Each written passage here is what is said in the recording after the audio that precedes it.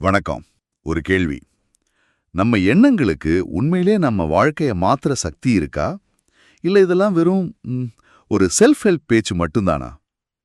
இன்னைக்கு நாம doctor Joseph மர்ஃபியோட the power of your subconscious mind, அதாவது உங்கள் ஆழ்மனதின் சக்தி புத்தகத்திலிருந்து சில முக்கியமான கருத்துக்களை ரொம்ப ஆழமா பார்க்க போறோம். இது நமக்குள்ளேயே ஒரு புதையல் அறை இருக்கணும், அதை திறந்து எப்படி அற்புதங்களை நிகழ்த்துவதுன்னு சொல்ற ஒரு நடைமுறை வழிகாட்டி. கரெக்ட். இந்த புத்தகத்தோட மைய கருத்தே அதுதாங்க. நமக்கு தேவையான சக்தி வெளியே எங்கேயுமே இல்ல. அது நமக்குள்ளதான் இருக்கு. ஆனா பிரச்சனை என்னன்னா, அதை எப்படி பயன்படுத்துறது, எப்படி அதை புரிஞ்சுக்கிறதுன்னு நமக்கு தெரியறதில்ல. நம்ம மனசுல ரெண்டு பாகம் இருக்கு. கான்ஷியஸ் மைண்ட் அப்புறம் சப்கான்ஷியஸ் மைண்ட். இது ரெண்டும் எப்படி வேலை செய்யுதுன்னு சரியா புரிஞ்சுக்கிட்டா போதும். வாழ்க்கையில இருக்கிற குழப்பம், துக்கம், தோல்வியிலிருந்து வெளியே ஒரு சுதந்திரமான சந்தோஷமான வாழ்க்கைய வாழ முடியும்னு ஆசிரியர் ரொம்ப உறுதியா சொல்றாரு. சரி, மனசுல ரெண்டு பாகம் இருக்குன்னு சொல்றீங்க. Conscious, subconscious. இது ரெண்டுக்கும் என்ன வித்தியாசம்? இந்த புத்தகம் இதை எப்படி விளக்குது? ஏன்னா இதுதான் எல்லாத்துக்கும் அடிப்படைன்னு நினைக்கிறேன், இல்லையா? நிச்சயமா. இதுக்கு ஆசிரியர் ஒரு ஒரு ரொம்ப அழகான உருவகம் பயன்படுத்துறாரு. உங்க மனச ஒரு தோட்டமா நினைச்சுக்கோங்க. சரி. ஓகே, ஒரு தோட்டம். ஆமா, நீங்க தான் அந்த தோட்டக்காரர். உங்களுடைய கான்ஷியஸ் மைண்ட், அதாவது நனவு மனம்தான் எந்த விதைய நடணும் அப்படின்னு முடிவுக்கணுது. நாள் முழுக்க நீங்க என்ன யோசிக்கிறீங்களோ அது எல்லாமே விதைகள்.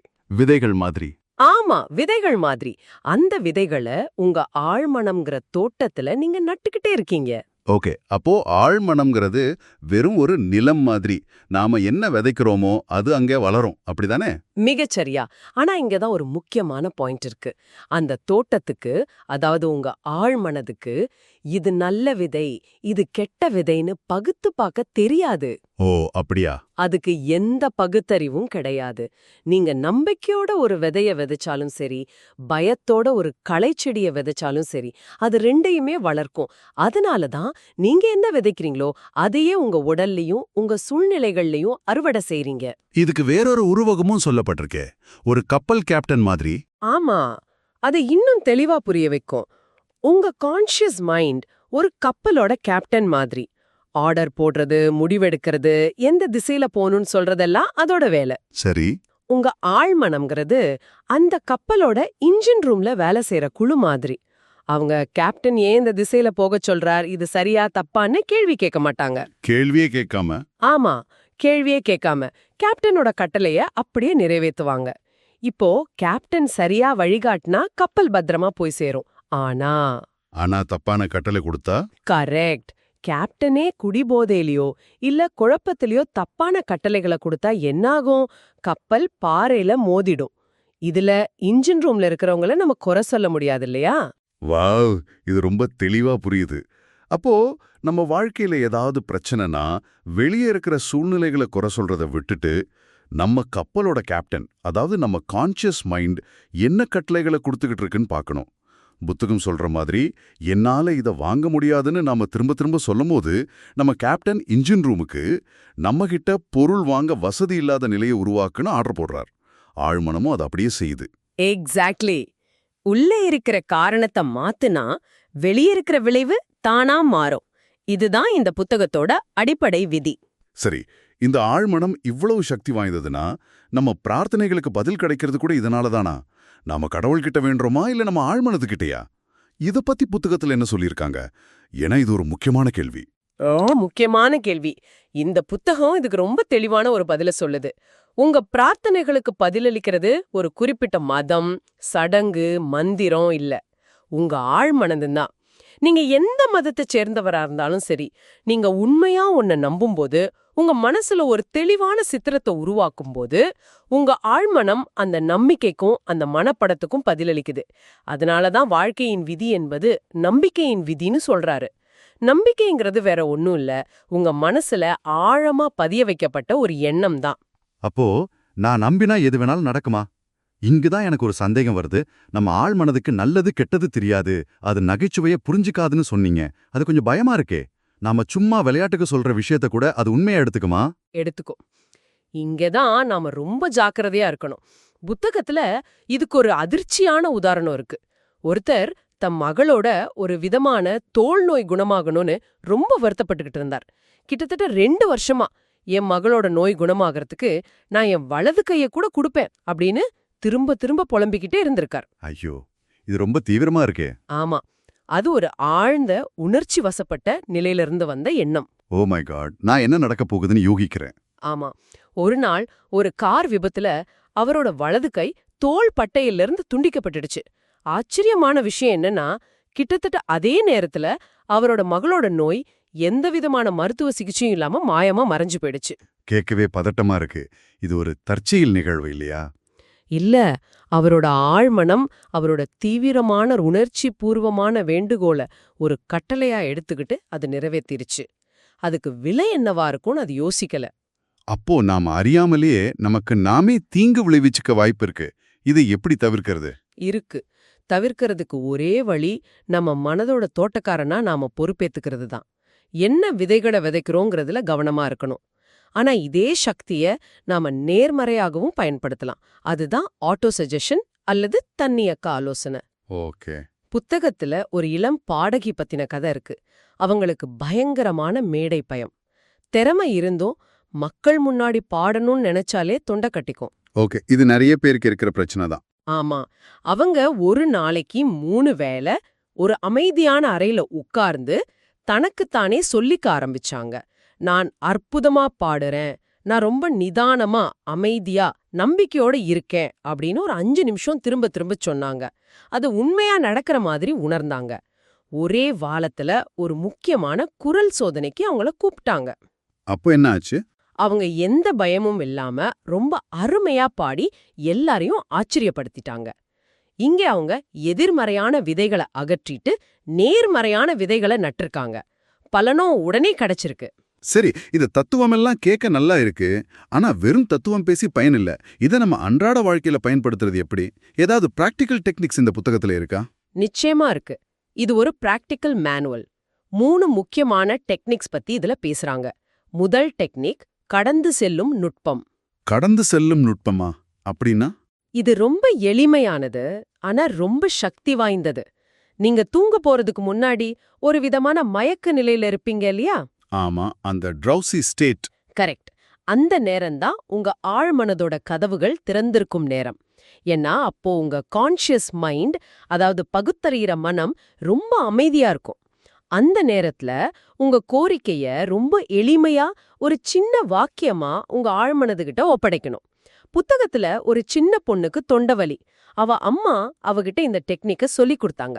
அந்த பொண்ணு, இந்த வலி இப்போ என்னை கடந்து போகுது, அது போய்கிட்டே இருக்கு அப்படின்னு தூக்க கலக்கத்துல திரும்ப திரும்ப சொன்னா 1 மணி நேரத்துல வலி காணாம போயிடுச்சு. வாவ்!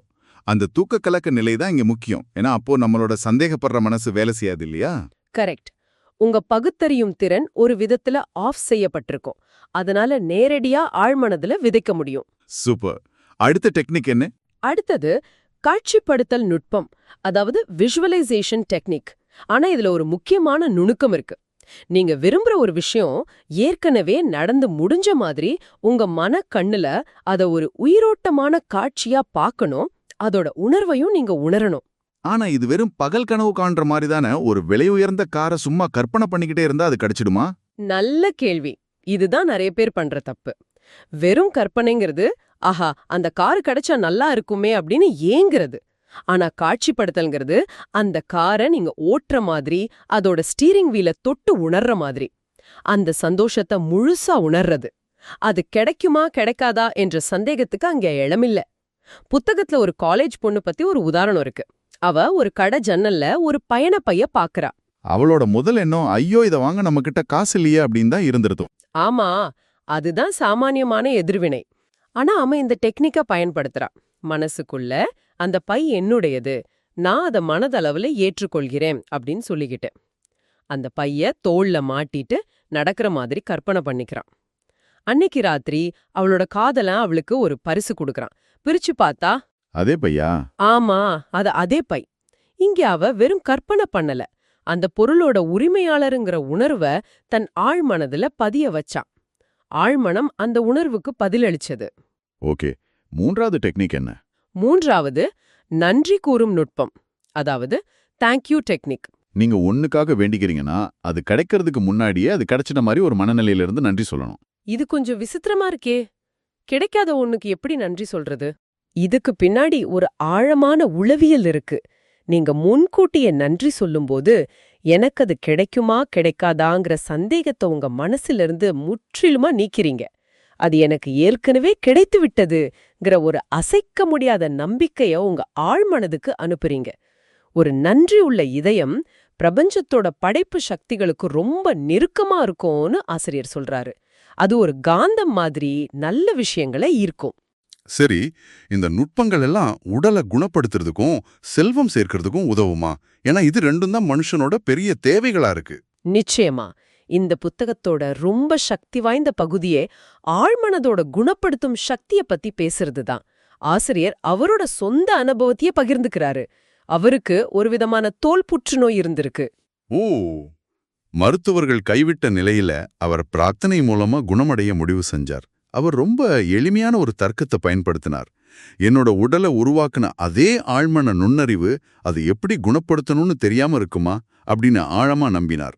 தினமும் பலமுறை என் உடலின் ஒவ்வொரு அணுவும் இப்போதும் முழுமையாக்கப்பட்டு பரிபூர்ணமாக்கப்படுகிறது அப்படின்னு அமைதியா உறுதியா சொல்லிக்கிட்டே இருந்தார். 3 மாசத்துல அவரோட நோய் முழுமையா குணமடைஞ்சதா சொல்றார்.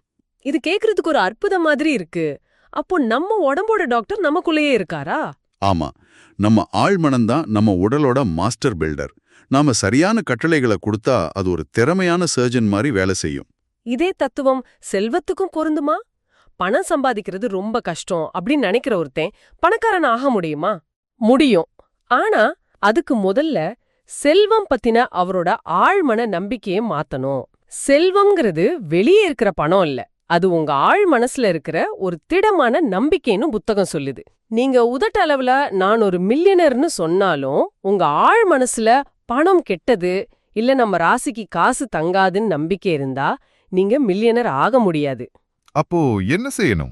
முதல்ல பணத்தை பத்தின எதிர்மறையான எண்ணங்களை நிறுத்தணும். பணம் பத்தல, என்னால இத வாங்க முடியாதுன்னு சொல்றது உங்க ஆழ் மனதுக்கு நீங்களே கொடுக்கிற வெற்று காசோலைகள் மாதிரி. அது அந்த பற்றாக்குறைய உங்க வாழ்க்கையில கொண்டு வந்துரும். அதுக்கு பதிலா வளம், வெற்றி போன்ற வார்த்தைகளை ஒரு நாளைக்கு பல முறை ஒரு தாலாட்டு மாதிரி உங்களுக்கு நீங்களே சொல்லிக்கணும். முக்கியமா தூங்க போறதுக்கு முன்னாடி. இப்படி செய்யும்போது உங்க மனசுல செல்வச் செழிப்ப பத்தின ஒரு உணர்வை உருவாக்குறீங்க. அந்த உணர்வு தான் செல்வத்தை ஈர்க்கும். செல்வம் பற்றிய உணர்வு செல்வத்தை உருவாக்கும்.